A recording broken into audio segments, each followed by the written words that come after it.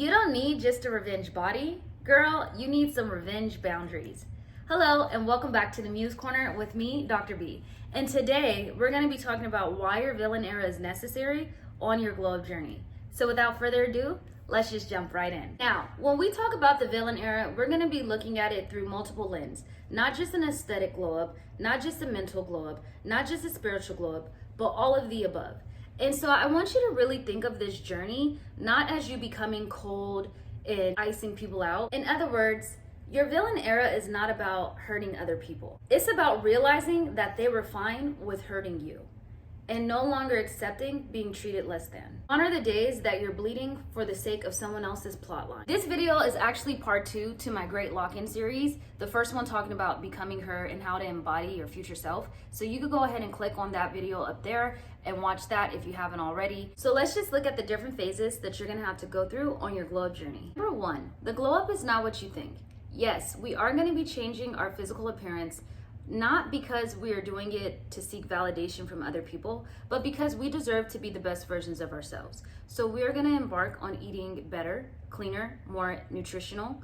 We're gonna embark on trying to move our body and get in some physical activity multiple times per week. Now, whatever this looks like for you will be different based on, your energy levels, based on your current health level, and based on your outside obligations. But I do want you to commit to moving your body physically at least 3 times per week.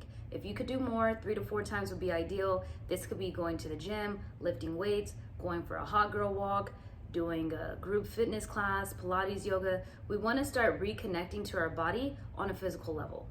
But in addition to an aesthetic, it is important that you take care of the internal version of yourself as well. The truth about glow-ups is that they're as much energetic as they are physical.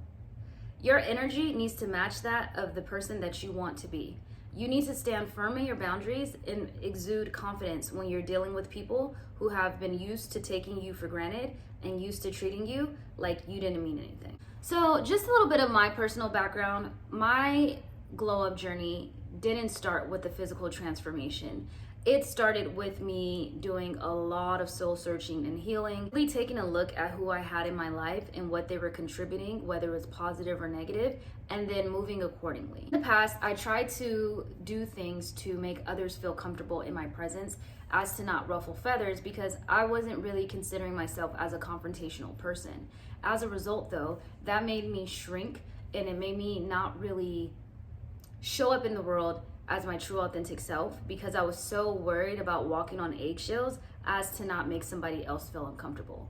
I'm not doing that. I'm no longer editing myself just to be more digestible, just to make other people feel like I'm less of a threat. Because people are gonna have judgments about you either way, whether they think you're above them or below them, that's none of your business. You just gotta live in your truth and not be scared to show up as who you are, no matter what.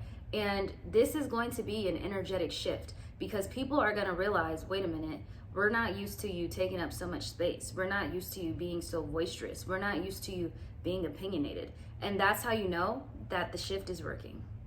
So in this sense, when we talk about glow up, you wanna reframe glow up to think higher standards, lower tolerance.